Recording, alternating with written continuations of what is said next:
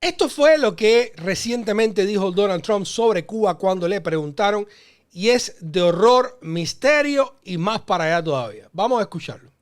Creo que Cuba, no sé, a su manera, si sabes, el turismo y todo lo demás, es una isla hermosa, con un clima estupendo. No están en una zona de huracanes, lo cual es agradable por un cambio, ¿sabes? No nos estarán pidiendo dinero por huracanes cada semana. Pero creo que Cuba está viendo el final. ¿Sabes toda mi vida que he estado escuchando sobre Estados Unidos y Cuba? ¿Cuándo lo hará Estados Unidos? De verdad creo que tendré el honor de tomar Cuba. Eso estaría bien, es un gran honor. Tomar Cuba. Tomar Cuba de alguna forma, sí. Tomar Cuba, quiero decir, ya sea liberarla, tomarla, creo que puedo hacer lo que quiera con ella, si quieres saber la verdad. Ahora mismo son una nación muy debilitada, lo fueron durante mucho tiempo. Fíjense la cantidad de barbaridades que ha dicho Donald Trump en este minuto apenas que hemos escuchado. Voy a empezar por la que yo creo que es la más absolutamente ridícula de todas. Dice Donald Trump, aguántense los cinturones, que por Cuba no pasan huracanes. Nuestro amigo el periodista Roberto Céspedes le hizo este post, ¿no? Dice, Cuba no está en zona de huracanes, lo que nos viene bien porque no van a estar pidiéndonos dinero para huracanes todas las semanas. Dice que no quiere que le pidan dinerito, ¿no? Después que él tenga el protectorado sobre Cuba que él está soñando. Y que lo que lo tiene tranquilo a él es que por Cuba no pasan huracanes porque no va a tener que desembolsar. Brother, usted no tiene idea de dónde usted se está metiendo. Trompoloco no tiene la menor idea de en lo que él se está metiendo, pero de nada. Ni Marco Rubio, ni nadie le ha hecho un brief a él de lo que es Cuba. Este hombre está absolutamente perdido como un conejo en un campo de lechugas. No tiene idea de lo que él está tirando para adelante. En Cuba lo que pasa de huracanes y ciclones es absolutamente horroroso. Y que le pregunten a los cubanos que hemos vivido a cualquier cantidad de tiempo en la isla, que ahí realmente lo más uno le pierde hasta el miedo a estos fenómenos precisamente por la costumbre que tienen. Pero bueno, no le digan nada a Trump porque no sabemos qué va a pasar en el futuro. A lo mejor pues va a tener que dar una cantidad de dinero y le acaba resolviendo a todos los cubanos los problemas de los ciclones y los huracanes. Pero bueno, el punto es que usted no puede meterse en una guerra si usted no sabe en la guerra que se está metiendo. Usted no puede meterse en un conflicto como este. Usted no puede meterse en una aventura como la de Cuba si usted no sabe que por Cuba pasan huracanes y ciclones. Él no tiene, obviamente, ni la sombra del entendimiento que él necesita para enfrentar este conflicto. Está perdido. Por otro lado, ¿usted sabe lo que quiere decir que puede hacer con Cuba lo que le da la gana? Hay que ser hijo de una marmota para decir eso. En Cuba, los millones de cubanos que están en la isla están pasando por unas dificultades inenarrables. Son el conjunto de una tormenta perfecta de un sistema autoritario que ha sido incapaz de reformarse a tiempo, que reprime a sus críticos y por lo tanto no ha permitido el mejoramiento, el perfeccionamiento, la democratización del sistema, y de un exilio o una diáspora y un gobierno estadounidense que han estado dispuestos a llevar el aislamiento económico a sus últimas consecuencias. Y ahora estamos viendo las últimas consecuencias de ese tipo de aislamiento económico, combinado con la incapacidad del sistema, obviamente, de estar a la altura de enfrentar este problema. Y ahora están los cubanos en la isla pasando a apagones inmensos, una escasez terrible. Probablemente un 30 o un 40% de esa población tenga que vivir con el nivel de calorías mínimo, si algo, de todas las dificultades que están pasando los cubanos. Y viene este tipo en esa oficina dorada a decir que él puede hacer con Cuba lo que quiera, lo que le dé la gana. Hay que ser insensible hijo de una Curiela, con el respeto de los Curieles. Hay que tener el corazón muy jodido. Y hay que tener una torpeza política también absolutamente monumental para tú presentar la estrategia o las acciones sobre Cuba en ese contexto. Porque cualquiera que esté en Cuba, por mucho que sea el horror y las dificultades que están enfrentando, obviamente no le puede dar confianza ver que este individuo esté casi que trivializando, burlándose. Y yo diría prácticamente sádicamente tratando de sacar ventaja de esta situación de una manera en la que además demuestra un desconocimiento total del problema en el cual él se está metiendo. Es cómico, es ridículo si no tuviera potencialmente las consecuencias tan graves que obviamente pueden arrastrar. Y el otro que sabe de todo esto, pero que se está haciendo el sueco, es Marco Rubio. Que yo repito, si Marco Rubio y Donald Trump hacen una onda Obama 2.0, yo me caeré en mi boca y diré, bueno, esto es lo que hace falta, aunque no sea perfecto. Pero ahora empiezan todas estas cosas raras, ¿no? El New York Times había sacado un artículo recientemente, les voy a mostrar, fechado marzo 16. Déjenme ponérselo acá en pantalla. Que decía que la administración Trump estaba, o le decía a Cuba, que era un obstáculo para continuar con estas negociaciones el hecho de que Díaz-Canel continuara como presidente, ¿no?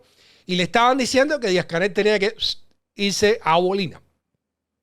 Díaz-Canel recientemente fue el que anunció que había conversaciones y dijo que él, junto con Raúl Castro, estaban liderando esas conversaciones. Hay un costo que ellos han pagado en Cuba. Negaron estas conversaciones de todas las maneras posibles hasta que finalmente, creo que 2 o 3 días después de que uno de sus principales periodistas, de apellido Legañoa, dijera que no había conversaciones, aparece Miguel Díaz-Canel y dice que sí hay conversaciones y aparece en primera fila el nieto de Raúl Castro, Raúl Guillermo, que aquí le dicen, lo apodan El Cangrejo, quien además mucha gente se esforzó en explicar que era imposible que el Cangrejo estuviera en estas conversaciones, pues resulta ser que este señor Raúl Guillermo o Raulito estaba en la primera fila de la audiencia que tenía Díaz-Canel para hacer este anuncio. Y él no tenía que estar ahí. Yo concluyo que si Raúl Guillermo estaba en la primera fila cuando Díaz-Canel estaba haciendo el anuncio, es porque las conversaciones estaban y porque las conversaciones estaban con él. Y como los cubanos se negaron tanto tiempo, de hecho buscaron todas las formas posibles para crear duda, para de alguna manera cuestionar lo que estaba pasando, que después tuvieron que reconocer que estaba pasando, pues ahora lamentablemente pierden el control de la narrativa y quien empieza a tener el control de la narrativa son los que han estado filtrando todas estas acciones que claramente tienen que venir del equipo de Marco Rubio, sino del propio Marco Rubio. Ese es el costo de haber negado unas conversaciones que existían y después tener que admitir que no solo existían, sino poniendo a Raúl Guillermo ahí delante, prácticamente admitir que eran las propias condiciones que reportes como el de Mark Caputo para el Miami Herald, para Axios, que después también confirmó en Miami Herald, pues estaban realmente ocurriendo. Y en esta jugada le han tomado un paso por delante el equipo de los estadounidenses y le han robado la iniciativa que quizás los cubanos pudieron tener en algún momento a la hora de definir cómo se estaban realizando estas negociaciones. Pero después que el New York Times publica esto y dice, Díaz-Canel tiene que irse y todo lo demás va a quedar igual, esto tiene una reacción dura en el exilio cubano, porque dice, bueno, pero es que Díaz-Canel no es el poder real, Díaz-Canel no es el partido, el burócrata, pero el poder real es el ejército, son los militares, y quien debe tener el control de esos militares es Raúl Castro, y por eso en las conversaciones aparentemente era Raúl Castro o el nieto de Raúl Castro quien estaba intercambiando mensajes con el equipo de Rubio o con Rubio mismo. Y el exilio dijo, pues no, la gente más fuerte, ¿no? Los más militantes que aquí son durísimos, pero que no van allá a levantar el cartel allá, ¿no? Aquí en Miami. Muchos de ellos. Hay muchos que han pagado prisión allá, no estoy generalizando, pero una gran mayoría y otros que son muy vocales, son vocales a la distancia. Entonces empezaron a decir que no, que esto no podía ser, que eso era cambio fraude, que bueno, sale Marco Rubio a reaccionar sobre este reporte del New York Times. Y dice Marco Rubio, fíjese la respuesta de Marco Rubio. La razón por la que muchos en los medios de los Estados Unidos continúan sacando historias falsas como esta es que ellos continúan siendo dependientes de charlatanes y mentirosos que dicen que saben y que se presentan como fuentes obviamente legítimas. O sea, Marco Rubio hace una impugnación de los medios estadounidenses diciendo que ellos pretenden saber, pero que sus fuentes son mentirosos o charlatanes. Y como usted en esto puede leer lo que le dé la gana, la gente de línea más dura leyó, mira, Marco Rubio desmintió el reporte del New York Times y eso de que van a dejar a Castro en el poder y de que se va a Escanel, que no es el poder real, pues era mentira del New York Times, los liberales del Perico, los demócratas inventando cuentos.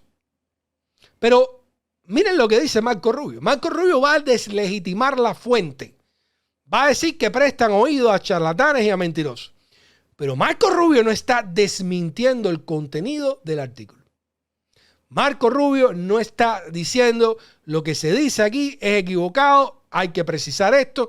Ninguno de nosotros no estamos pidiendo ninguna salida de Díaz-Canel, ¿no? De hecho, Marco Rubio, en una conferencia de prensa reciente, que era sobre otro tema, pero le preguntaron, él dijo que Cuba necesitaba un nuevo liderazgo, gente nueva que estuviera en el poder. O sea, que es un poco más coherente con lo que dijo el New York Times de lo que él está diciendo acá. Entonces, a mí esto me suena a Marco Rubio bajando la atención y tirando una declaración que usted la puede interpretar como le dé la gana, para que la gente tenga algo a lo cual asirse mientras se va adaptando a la realidad de que al final de los finales, la misma gente que ha estado proponiendo esta política de máxima presión y máximo aislamiento y que han contribuido significativamente a la situación en la que está Cuba hoy porque no le han dejado opciones a los que están dirigiendo esa economía para reiniciarla de ninguna forma con el nivel de agresividad que le han impuesto sanciones, más allá de que el modelo económico de Cuba no ha funcionado en ningún lugar. Lo cierto es que esta gente también le ha hecho más difícil cualquier tipo de reforma precisamente con este tipo de política de aislamiento. Quizás llegaron a la conclusión de que no hay manera en que tú puedas estabilizar ese país o impedir un colapso humanitario si tú no empiezas a bajar un poco, a impedir que sigan llegando hasta lo último de las consecuencias la misma política que Marco Rubio ha sido básicamente la punta de la lanza de todo esto. Y Marco Rubio hace este cuestionamiento sin negar ningún particular del artículo para que cada cual lo utilice como le convenga. Para que sí, obviamente algunos quizás tomen la posición que digo yo, que digan, oye, pero él no negó nada. O sea que puede ser, o otros vengan y digan, no, sí lo está negando, está impugnando el medio, está impugnando el artículo, etc. Yo lo que veo es que él no se está comprometiendo con nada o con ninguna negación. Que esto puede ser perfectamente posible. ¿A dónde va a llegar toda esta cuestión, señores? Hay que verlo, hay muchas partes movibles y obviamente yo no tengo la menor confianza ni en Marco Rubio ni en Donald Trump. Creo que quizás son capaces de tomar algunas acciones racionales, al menos de parte de Marco Rubio, de Donald Trump, que no sabe que en Cuba pasan ciclones, no puede esperar absolutamente nada, pero de parte de Marco Rubio quizás algunas acciones racionales, porque a ellos no les convendría un colapso de la sociedad cubana, porque sería una crisis migratoria, sería un problema político, sería un problema diplomático, sería un problema de tanta magnitud que llega un momento que ellos dicen, mira, está bueno ya de jugar, hasta aquí vamos a jugar, porque ya obviamente lo que viene después de esto son consecuencias demasiado graves y demasiado reales. Quizás en ese aspecto piense que Marco Rubio pueda, por conveniencia propia, por conveniencia de su partido, por conveniencia de su movimiento político, pues tratar de negociar algo con los cubanos. Pero en cuanto a confianza de que lo va a hacer de buen corazón o aspirando a lograr lo mejor para los cubanos, yo realmente no tengo esa confianza porque él fue el mismo que traicionó a los venezolanos con su puño y letra, quitándole el TPS que una vez él mismo abogó por ese estatus de protección temporal. Pero bueno, así son las cosas. Tengo invitados que son especialistas en Cuba estos días. Espero poder tener las entrevistas aquí con ustedes y les informaré un poco más, al menos desde mi nivel de acceso. Vamos a ver qué nos comentan. Dice por acá, cubanos en democracia y libertad. Dame tu opinión personal de cómo solucionar la crisis. ¿Acaso eres partidario de que en Cuba se mantenga ese régimen opresor y terrorista? Bueno, yo quiero para Cuba un sistema democrático, idealmente socialdemocrático, donde la gente tenga acceso a la salud, a la educación. Yo quiero que haya democracia plena, libertad de expresión plena. Yo quiero todo eso. Lo que pasa es cómo se resuelve eso en este momento de manera pacífica, porque yo tampoco estoy de acuerdo en que haya que ir a meterle bombazo a nadie. Miren lo que está pasando en Irán, eso generalmente nunca se soluciona bien. Pero lo que yo siempre he creído, que de hecho ahora casualmente coincido, fíjate, con la estrategia de Marco Rubio en Venezuela, de cierta manera, de que tú tienes primero que darle condiciones de vida a esa población, tú tienes que crear una cultura de la independencia, del emprendimiento, a esa población, y yo creo que en Cuba llevan algunos años ya bastante dispuestos, sobre todo de la sociedad civil, a profundizar y potenciar eso. Y yo creo que una posición como la que tuvo Obama hubiera favorecido muchísimo si Marco Rubio y toda la línea dura que se alineó detrás del trumpismo en el 2016 no hubiera roto lo que se hizo con Obama. Cuba estaría ahora en muchas mejores condiciones y también en mejor posición para abordar, enfrentar y promocionar un cambio, porque las variantes más reformistas dentro de ese sistema habrían demostrado que podían funcionar, que podían dar resultados. La sociedad civil, dentro de la cual están los emprendedores, se hubieran beneficiado y hubieran creado nuevas redes de independencia y de empoderamiento. Yo creo que estaríamos ahora en una mejor posición. Y tal parece, por lo que estamos viendo, que lo único que consiguieron Marco Rubio y Donald Trump con haber tumbado lo de Obama es hacernos perder una década. Y después de todo ese sufrimiento por gusto y de haber empobrecido cada vez más la isla, porque podremos echarle toda la culpa que ustedes quieran a los comunistas y sin ninguna duda el sistema como existe en Cuba no funcionó en ningún lugar y tienen una responsabilidad inmensa y tienen toda la responsabilidad del mundo los gobernantes cubanos con el pueblo que ellos dirigen. Washington no le debe nada a los cubanos, pero el gobierno cubano sí le debe todo a la gente que gobierna, absolutamente.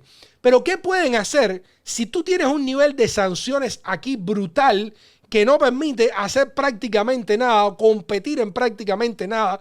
¿Cómo tú quieres que los reformistas dentro de ese país puedan emerger, funcionar, operar, fortalecerse si tú los cierras por todos lados? No le permite que entre turismo de Europa ni de Estados Unidos, no permite que hagan negocios, no permite que entre tecnología, no permite que hagan cuentas, no permite que hagan transferencias. ¿Qué mago puede arreglar eso? Entonces, yo creo que si se acercan a lo que intentó hacer Obama, sin perder los principios, sin tú dejar de decir, yo como cubano aspiro a una Cuba plural, democrática, de libertad de expresión y de pleno respeto a los derechos humanos, yo creo que se puede empujar primero para que los cubanos tengan mejores condiciones de vida y desde esa situación, entonces, porque todas las revoluciones en Cuba, la de la guerra de independencia, vino de los hacendados que tenían dinero y entendimiento y conexiones. La revolución del 59 vino de la clase media y los estudiantes, que no era que eran los pobres, que tenían que estar haciendo la cola del pollo. O sea, los movimientos cívicos en Cuba y las posiciones cívicas no han venido de la gente que estaba pasando hambre. Han venido de gente que tenía compromiso con ideales con su país. Entonces, esta historia ahora de que hay que ponerle todas las sanciones porque el hambre es lo que tiene que hacer el trabajo de los que están aquí, no van a ir a hacerlo, pues a mí me parece horrendo, absolutamente injustificable. Entonces sí, yo quiero que haya democracia en Cuba, pero lo que estoy absolutamente en desacuerdo es en un nivel de política de aislamiento que tenga a los cubanos o que contribuya en cualquier medida a las escaseces y a las dificultades que están pasando los cubanos en la isla.